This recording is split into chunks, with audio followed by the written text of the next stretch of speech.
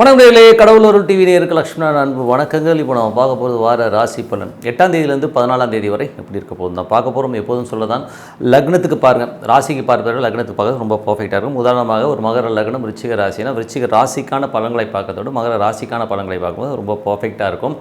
அதே மாதிரி நம்ம இப்போ சொல்லும்போது முதலில் பொது பலன்கள் சொல்லிடும், அதுக்கப்புறம் தசா புத்தி பலன்கள் சொல்லுவோம். ஸோ உங்களுடைய ஜாதக ரீதியாக என்ன தசா புத்தி அந்தரங்கள் நடக்குதோ அதை நோட் பண்ணி வச்சுட்டு அதையும் மிங்கிள் பண்ணி பார்க்கும்போது ரொம்ப பர்ஃபெக்டாக இருக்கும். இந்த வீடியோட எண்டில் டிப் ஆஃப் த வீக் இருக்குது, மறக்காமல் பாருங்கள். மேஷ ராசி.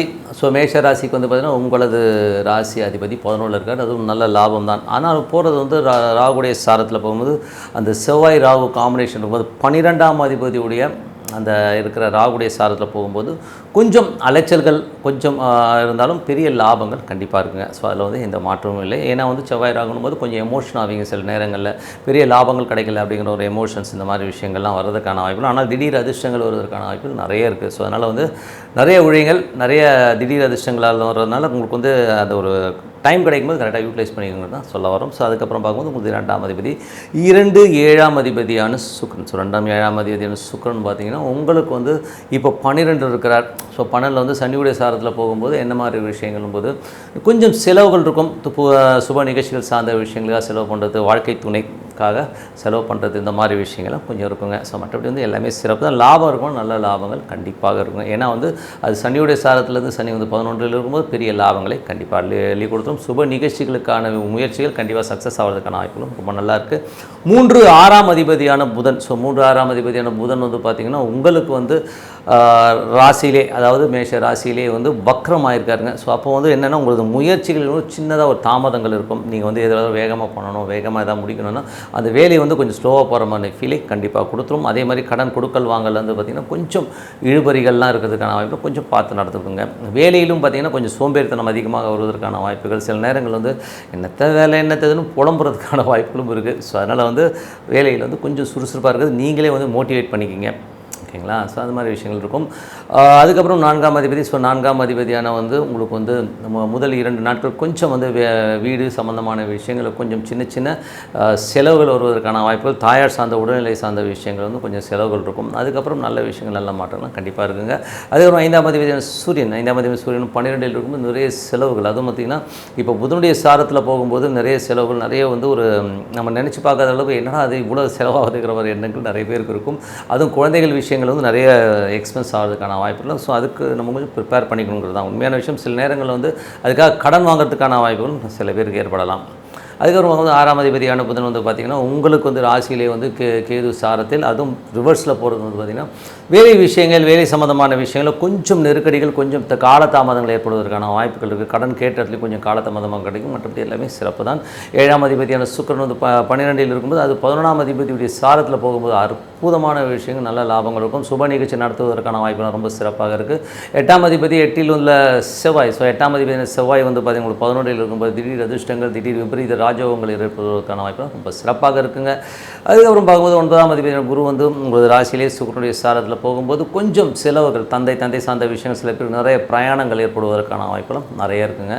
அதுக்கப்புறம் பார்க்கும்போது உங்களுக்கு 10ஆம் அதிபதி 11 இருக்கும்போது பெரிய லாபங்களை பெரிய ஒரு அளவில் அச்சீவ் பண்ணுறதுக்கான வாய்ப்புகள் ரொம்ப சிறப்பாக இருக்குது. ஸோ மேற்படி பார்த்திங்கன்னா கொஞ்சம் அலைச்சல்கள் ஜாஸ்தி இருந்தாலும் லாபங்கள் கேரண்டியாக கிடைக்கும்ன்றது எந்த வித மாற்றமும் இல்லை. மற்றபடி 11ஆம் அதிபதி நல்ல லாபத்துடன் மூல திரிகோணத்தில் இருக்கிறதும், அதுவும் பார்த்திங்கன்னா இப்போ குருவுடைய சாரத்தில் போகும்போது பெரும் பணம் சம்பாதிக்கிறதுக்கான வாய்ப்புகள், வெளிநாடு சார்ந்த விஷயங்கள் திடீர் அதிர்ஷ்டங்கள் மூலியமாகவும் பெரும் பணம் சம்பாதிக்கிறதுக்கான வாய்ப்புகள் ரொம்ப நல்லா இருக்குங்க. ஸோ நல்ல விஷயங்கள் எல்லாம் மாற்றங்கள் இருக்குன்னா பிரார்த்தனை ரொம்ப அவசியங்க. ஸோ நல்ல ஒரு பிரார்த்தனையும் கொடுக்கணும். அதே நேரத்தில் இந்த டைமில் பார்த்திங்கன்னா உங்களுக்கு நல்ல ரொட்டேஷனும் வரும்.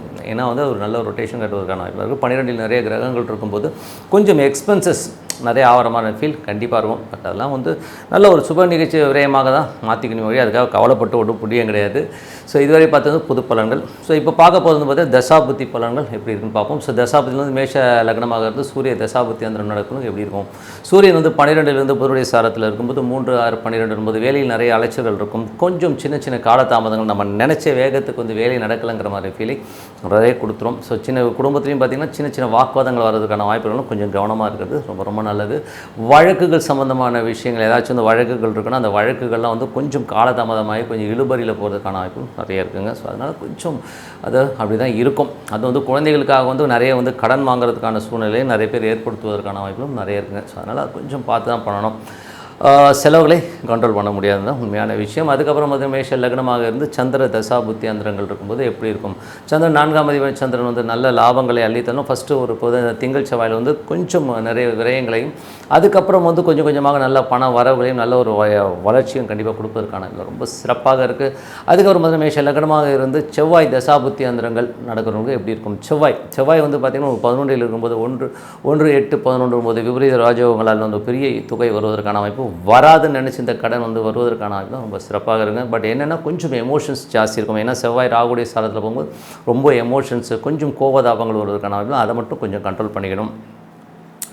அதுக்கப்புறமாக வந்து மேஷ லக்னமாக இருந்து ராகு தசாபுத்தி அந்தரம் நடக்கிறவங்களுக்கு எப்படி இருக்கும்? ராகு வந்து பார்த்திங்கன்னா உங்களுக்கு வந்து 12 புதனுடைய சாரத்தில் போகும்போது நிறைய அலைச்சல்கள் கொஞ்சம் வந்து நிறைய என்ன சொல்கிறது வேலை சம்மந்தமான விஷயங்கள் அலைச்சல்கள் இருக்கும். சில பேருக்கு வந்து கொஞ்சம் காலதாமதமாக ஒரு சில விஷயங்கள் நடப்பதற்கான வாய்ப்புலாம் கண்டிப்பாக இருக்கும். கொஞ்சம் காலதாமதம் நடக்கும், அதுக்கு பயப்பட வேண்டாம். அதுக்கப்புறம் மேஷ லக்னமாக இருந்து குரு தசாபுத்தி அந்தரம் நடக்கிறவங்களுக்கு எப்படி இருக்கும்? ஸோ குரு வந்து பார்த்திங்கன்னா உங்களுக்கு ராசியிலே இருந்து அதுவும் சுக்கரனுடைய சாரத்தில் போகும்போது சுக்கரன் 12 இருக்கும்போது திருமணம் சுப நிகழ்ச்சிகள் சார்ந்த விஷயத்துக்காக கொஞ்சம் செலவுகள் அதிகமாக பண்ணுறதுக்கான வாய்ப்புகள், அதுக்கான பணம் வருமானம் கண்டிப்பாக உங்களுக்கு கேட்ட இடத்துல பணம் கிடைக்கிறதுலாம் ரொம்ப சிறப்பாக இருக்கும். ஏன்னா சுக்கரன் போகிறது வந்து சனியுடைய சாரத்தில் போகும்போது சிறந்த பணம் பெரும் பணம் வருவதற்கான வாய்ப்புலாம் ரொம்ப சிறப்பாக இருக்குங்க. அதுக்கப்புறம் மேஷ லக்னமாக இருந்து சனி தசாபுத்தி அந்தரம் நடக்கிறவங்க எப்படி இருக்கும்? சனி வந்து பார்த்திங்கன்னா ராகுடைய சாரத்தில் போனாலும் அது வந்து 11 இருக்கும். பெருத்த லாபங்களை அள்ளி தருவதற்கான வாய்ப்புலாம் ரொம்ப சிறப்பாக இருக்குது. கொஞ்சம் அலைச்சல்கள் இருந்தாலும் பெரிய லாபங்களே கண்டிப்பாக இருக்கலாம். தொழில் ரீதியான விஷயங்களில் நல்ல ஒரு growth நல்ல ஒரு வருமானம் வருவதற்கான வாய்ப்புலாம் ரொம்ப சிறப்பாக இருக்குது. மேஷ லக்னம் புதன் தசாபுத்தி அந்தரம் நடக்கிறவங்க எப்படி இருக்கும்? ஸோ புதன் வந்து பார்த்திங்கன்னா ஒரு 3ஆம் அதிபதி, அது ராசியிலே வந்து அது வந்து மேஷ லக்னத்திலே வந்து வக்கரமாகும்போது ஒரு சில பிடிவாதங்கள் உங்களுக்கு இருக்கும். ஸோ பேசும்போதோ இல்லை வந்து கடன் லேவாதேவி கணக்குகள் சின்ன பிடிவாதங்கள், அதுவும் பண ரொட்டேஷனோ சின்ன காலதாமதம் வருவதற்கான வாய்ப்பு, மற்றபடி எல்லாமே சிறப்பு தான். மேஷ லக்னமாக இருந்து கேது தசாபுத்தி அந்தரம் நடக்கணும். 6இல் உள்ள கேது வந்து சந்திரனுடைய சாரத்தில் போகும்போது நல்ல லாபங்கள் நல்ல ஏற்றங்களையும் தருவதற்கான வாய்ப்பு ரொம்ப சிறப்பாக இருக்குது. அது வந்து பகைவர்களை தகத்தெறிகிற ஒரு தன்மையை கண்டிப்பாக கொடுத்துரும். அது மட்டும் இல்லாமல் உங்களுக்கு வந்து வீடு சொத்துக்கு சார்ந்த விஷயங்கள் வந்து இருக்கிற லிட்டிகேஷன்ஸ்லாம் கிளியர் ஆகிறதுக்கான வாய்ப்பாக இருக்கலாம். கொஞ்சம் அதுக்கான விஷயங்களை முயற்சி பண்ணுங்கள். அதுக்கப்புறம் பார்த்திங்கன்னா மேஷ லக்னமாக இருந்து சுக்கர தசாபுத்தி அந்தரம் நடக்கணும் எப்படி இருக்கும்? சுக்கரன் வந்து 12 சனியுடைய சாரத்தில் பெருத்த லாபங்களை அள்ளித்தரும். அது மட்டும் இல்லாமல் சுப நிகழ்ச்சிகள் சார்ந்த விஷயங்கள் நடப்பதற்கான வாய்ப்பு ரொம்ப சிறப்பாக இருக்குங்க. ஸோ இதுவரை பார்த்தது வந்து பார்த்திங்கன்னா தசாபுத்தி பலன்கள் இருக்குது. உங்களுக்கு என்ன தசாபுத்தி அந்தரம் நடக்குது அதை நோட் பண்ணி வச்சு மிங்கிள் பண்ணி பார்க்கும்போது ரொம்ப பர்ஃபெக்டாக இருக்கும். ஸோ பார்ப்போம். டிப் ஆஃப் த வீக்கில் இப்போ நம்ம பார்க்க போகிறது வந்து இப்போ வந்து நாட்டில் வந்து நிறைய விஷயங்கள் பார்க்குறோம். நான் தான் சித்தர், நான் தான் சாமி, இந்த மாதிரி வந்து நிறைய பேர் வந்து சொல்லிக்கிட்டு வராங்க. ஸோ அவங்க சாமியா இல்லைங்கிறது தான் அடுத்த விஷயம். பட் யார் சாமி யார் கரெக்டான ஆளுங்கிறத முதல்ல வந்து நம்ம தெரிஞ்சுக்கணும். இதில் வந்து என்ன பியூட்டினா நிறைய பேர் வந்து சாமின்னு சொல்லிவிட்டு அவங்கள காலில் விடுறதுனால நமக்கு என்ன கிடைக்க போகுது முதல்ல அதை தெரிஞ்சுக்கோங்க. இன்னொன்று ஒரு சாமி வந்து ஒரு 50,000 1 லட்சத்தையோ வாங்கிட்டு நான் ஆசீர்வாதம் பண்ணுறேன் அவங்களுக்கு எல்லாம் கிடைக்குன்னா அப்போ அவர் சாமியா அப்படிங்கிற லெவல்லையும் நமக்கு ஒரு பெரிய கொஸ்டின் மார்க் இருக்குது. ஓகேங்களா? ஸோ முதல்ல வந்து யார் சாமி யார் ஆசாமி? ஸோ சாமிங்கிறவர் வந்து முதல்ல வந்து சித்தர்கள் எப்படி இருப்பாங்க? சித்தர்கள்ங்கிறது பார்த்திங்கன்னா அவங்க காட்டில் இருப்பாங்க, அவங்க நாட்டுக்கு வரவே மாட்டாங்க. முதல்ல அது புரிஞ்சுக்கோங்க. அவங்க ஏதாச்சும் ஆள் அரவம் இல்லாத இடத்துல உட்காந்து தியானம் பண்ணுவாங்க, இறைவனாக ஒன்றி இருப்பாங்களே ஒழிய அவங்க வந்து உங்களுக்கு வந்து ஆசீர்வாதம் பண்ணி உங்களுக்கு எல்லாமே பண்ணணும்னு அவங்களுக்கு அவசியம் கிடையாது. நீங்கள் வந்து அங்கே போகும்போது ஏதோ கண்ணில் படும்போது ஏதோ ஒரு விஷயத்தில் வந்து அவங்களுக்கு வந்து நல்லதுன்னு படுதுன்னா அப்போ ஆசீர்வாதம் வாங்கினா உண்ட வழியை எந்த சித்தரும் உங்களை தேடி வந்து ஆசீர்வாதம் பண்ண மாட்டாங்கிறத முதல்ல புரிஞ்சுக்கோங்க. ஸோ அதனால் வந்து சித்தர்கள் நாட்டுக்கு வருவாங்கன்றதை வந்து உங்கள் மைண்ட் வந்து எடுத்துருங்க. ஓகேங்களா? ஒரு சாமியாரால் வந்து உங்களை வந்து நல்வழிப்படுத்த முடியும்னா நிறைய சாமியார்கள் வந்திருப்பாங்களே, அந்த மாதிரிலாம் யாரும் வந்து வர முடியாதுங்கிறத மெயினாக எடுத்துக்கோங்க. அதே நேரத்தில் வந்து சித்தர்கள் இருக்காங்களா, அவங்களை எப்படி ஐடென்டிஃபை பண்ணுறதுங்கிறத சொல்லிடுறேன். ஸோ சித்தர்கள் வந்து எப்படி இருப்பாங்கன்னா, சித்தர்கள் ஜென்ரலாக வந்து பார்த்திங்கன்னா நம்ம கண்ணுக்கு வந்து தெரிய ரொம்ப ரேரு. ஓகேங்களா? ரொம்ப ரேரு. நீங்கள் பார்த்துருக்கீங்கன்னா, நான் பார்க்கலைங்க. நான் வந்து சித்தர்களை வந்து நான் நேரடியாக பார்த்ததில்லை, ஆனால் உணர்ந்திருக்கேன். எப்படி உணர்ந்திருக்கேன்னா நான் தியானத்தாலும் ஒரு இறை வழிபாட்டில் இருக்கும்போது வந்து சித்தர்களை என்னால் உணர முடிஞ்சுது, எங்களை வந்து அவங்கள ஃபீல் பண்ண முடிஞ்சுது. பட் ஆனால் எனக்கு வந்து அந்த இது கிடைக்கல. ஆனால் சித்தர்களை பார்த்த ஒரு சிலரை நான் மீட் பண்ணியிருக்கேன். ஸோ அவங்கக்கிட்ட நான் கேட்கும்போது அவங்ககிட்ட கேட்டிருக்கேன், எப்படிங்க நீங்கள் சித்தர்களை பார்க்குறீங்க அப்படின்போது காட்டு வழியாக நடந்து போயிட்டுருப்பாங்க. ஒரு கொல்லிமலை அந்த மாதிரி ஒரு ஏரியாக்கள், ஒரு சில ஏரியாக்கள் பழனிமலை, ஒரு ஏரியாக்கள் அவங்க போவாங்க. அவங்க வந்து சில தியானங்களுக்காகவும் ஒரு சில விஷயத்துக்காகவும் போகும்போது ஒரு சில இடங்களில் வந்து திடீர்னு ஒருத்தர் இருப்பாராம், துணியே இருக்காது அவங்கள்ட்ட. ஸோ துணியே இருக்காது, ஆனால் அவங்க வந்து மெடிடேஷனில் இருப்பாங்க. நமக்கு பார்த்தோன்னே ஒரு மாதிரியாக இருக்கும், என்னடா அது அப்படின்னு சொல்லி திரும்பி பார்த்தா ஆள் இருக்க மாட்டாங்க. அதே நேரத்தில் வந்து அவங்க இருக்கிற இடம் இருக்குன்னா சில பேர் வந்து குப்பை தொட்டி, குப்பை கூலங்கள்லாம் இருப்பாங்க. என்ன அப்படி இப்படின்னு கண்ணாமண்ணான்னு பேசிகிட்டு இருப்பாங்க. நம்ம பார்த்தா வந்து ஒரு மனநலம் பாதிக்கப்பட்டவரோ அப்படிங்கிற லெவலில் நமக்கு தோணும். ஸோ அந்த மாதிரி ஒருத்தர் இருப்பார். ஆனால் நீங்கள் எப்படி ஐடென்டிஃபை பண்ணலான்னா, அவரை பார்க்கும்போது அந்த இடம் வந்து ரொம்ப நறுமணமாக இருக்கும். அவங்க இருக்கிற இடம் வந்து ஒரு மாதிரியாக இருந்தாலும் சுற்றி வந்து ஒரு விபூதி ஸ்மெல்லோ ஒரு நறுமணமோ வீசுவதை கண்டிப்பாக வந்து உணர முடியும். ஆனால் அவங்க அழுக்காக இருப்பாங்க. அந்த மாதிரி ஒரு ஆட்கள் கண்டிப்பாக பார்க்க முடியுது.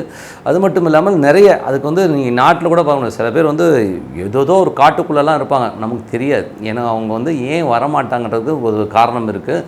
ஏன் வந்து அவங்க சராசரி மக்களோட சித்தர்கள் தொடர்பு கொள்வதில்லைன்னா, அவங்க வந்து இறைவனை நோக்கி பிரார்த்தனை பண்ணி மனதார பிரார்த்தனை பண்ணும்போது அவங்க அந்த பவர்ஸ்லாம் இருக்குங்க. இப்போ உதாரணத்துக்கு வந்து ஒருத்தர் வந்து ஒரு பவர் ஏற்றிக்கிறாருன்னு வச்சுக்கோமே, ஒரு இறைவனை உண்டு இறைவனோட இறைவனாக இருந்து ஒரு பவர்ஸ் ஏற்றிட்டு வராருன்னா, அவர் நாட்டுக்குள்ளே வராருன்னு வச்சுப்போம். நாட்டுக்குள்ளே வந்துட்டு ஒரு 100 பேருக்கு அவர் பார்க்கும்போது அவருக்கு அந்த பவர் இருக்கும். அவரை வச்சு ஆசீர்வாதம் பண்ணுறது அதில் வந்து ரொம்ப நல்லாயிருக்கும். இதே வந்து ஒரு 10,000 பேர் 1,00,000 பேர் வந்தாங்கன்னு வைங்களேன், 10,000 பேர் 1,00,000 பேர் ஒரே இடத்துல வந்து பார்க்கும்போது இவர் வந்து ஒரு நல்ல ஒரு டிவைன் பவர் வச்சுருக்கார். ஆனால் எதிரில் வந்து 1,00,000 பேர் வந்து ஒரு நெகட்டிவ் பவராக, கெட்டவன் நல்லவன் எல்லோரும் தானே வருவான். ஸோ அவனுடைய அத்தனை நெகட்டிவும் இவர் மேலே படும்போது இவருடைய பாசிட்டிவ் எனர்ஜி ஃபுல்லாகவே காலி ஆகிடும். ஸோ அதுக்கப்புறம் அவரும் ஒரு சராசரி மனிதனாகும். இப்போ உதாரணத்துக்கு சொல்ல போனால் ஒரு மனிதர் இருந்தார், அவர் வந்து பெஸ்ட்டு ஹீலருங்க, ஒரு சிறந்த ஹீலர். இன்றைக்கி வேறு கண்ட்ரியில் போய் செட்டில் ஆகிட்டார். ஸோ அவர் வந்து பார்த்திங்கன்னா ஹீலிங்கில் வந்து ரொம்ப சூப்பர். திரு விசு அவர்கள், ஸோ இறந்து போன திரைப்பட இயக்குனர் கதாசிரியர் விசு அவர்னு சொல்லியிருக்காரு, என் ஒய்ஃப்க்கு வந்து பிரச்சனைன்னு போகும்போது அந்த ஹீலிங்கில் வந்து அவர் க்யூர் பண்ணியிருக்காரு. அவ்வளோ சூப்பராக க்யூர் பண்ணார். எவ்வளோ டாக்டர்ஸ்கிட்ட போயும் ஹீல் ஆகாதது ஹீல் பண்ணியிருக்காருங்கிறது வந்து அவங்க சொன்னாங்க. ஸோ அப்படிப்பட்ட ஒரு சூப்பர்மேன் என்ன. ஆனால் அவர் வந்து பொதுமக்கள்கிட்ட நடுவில் வந்ததுக்கப்புறம் அவங்க கண்கள் பட அவரோட பவர் ஷேரிங் அவர் ரொம்ப சராசரியான மனிதராக மாறினாருங்கிறதும் உண்மையான விஷயம். எதுக்கு சொல்கிறேன்னா, சித்தர்கள் உங்கள்கிட்ட வரமாட்டாங்க. நீங்கள் தேடி பார்த்து கிடச்சிதுன்னா உங்களுடைய என்ன சொல்கிறது, உங்களோட பாக்கியம். அதுக்காக வந்து நீங்கள் போய்ட்டு இன்னொரு சாமியார் இருக்கார் அவர்கிட்ட போனால் எனக்கு எல்லாம் கிடைக்கும்னு சொல்லிட்டு பைத்தியகாரத்தமாக போய் மாட்டிக்காதீங்க. அதுக்கு பதிலாக நீங்கள் உங்களுக்கு ரொம்ப கடன் இருக்குது, ரொம்ப பிரச்சனைகள் இருக்குது, அடுத்த லெவல் போக முடியலன்னா சித்தர் சமாதிகள் இருக்குது பார்த்திங்களா, அங்கே போய் பிரார்த்தனை பண்ணணும். அதுவும் பௌர்ணமிகளில் போய்ட்டு நீங்கள் பிரார்த்தனை பண்ணிங்கன்னா கண்டிப்பாக அந்த வைப்ரேஷனில் உங்களுக்கு நல்ல பலன் கிடைக்கும்ன்றது தான் உண்மையான விஷயம். அதனால் வந்து நான் சாமியார், நான் அகோரி இப்படிலாம் சொல்லிகிட்டு இருக்கணும் நம்பி நீங்கள் போய் பணத்தையும் நேரத்தையும் விரயமாக்காதீர்கள் அப்படிங்கிறது தான் இந்த வாட்டி டிப் ஆஃப் த வீக். கண்டிப்பாக வந்து இறைவனை நீங்கள் பார்க்க முடியும், உணர முடியும். ஓகேங்களா, பார்க்குறத விட உணர முடியும், உள்ளூர உணர முடியும். அதனால் ஒரு அமைதியான இடத்துல உட்காந்து மெடிடேட் பண்ணுங்கள். உங்களுக்கு பிடிச்ச சாமி ஏதோ தியானம் பண்ணுங்கள், அது சாண்டிங் பண்ணுங்கள். இப்போ ஓம் நமச்சிவாய சாண்டிங் பண்ணுங்கள், சூப்பராக இருக்குங்க. சாமிக்கிட்டலாம் வந்து நீங்கள் வந்து ஒரு சமாதிகளுக்கு போயிட்டு அது பௌர்ணமி நேரத்தில் வந்து அமைதியாக போய் உட்காந்து பாருங்கள், அவ்வளோ நல்லாயிருக்கும், அவ்வளோ வந்து பவர்ஸ் கிடைக்கும். ஸோ அதெல்லாம் வந்து பண்ணி பாருங்க, கண்டிப்பாக இறைவனை நீங்கள் காண முடியும். அதனால் லோக்கல் ஆசாமி கிட்ட போய் ஏமாறுன்னு சொல்லிட்டு உங்களிடம் விடைபெறுவது உங்கள் லக்ஷ்மி நாராயண். நன்றி, வணக்கம். கடவுள் அருள் டிவியை பார்த்தமைக்க நன்றிகள். மேலும் இது போன்ற தகவல்களை தெரிந்து கொள்ள கடவுள் அருள் டிவியை சப்ஸ்கிரைப் செய்யுங்கள். மறக்காமல் பெல் ஐக்கானை கிளிக் செய்யுங்கள்.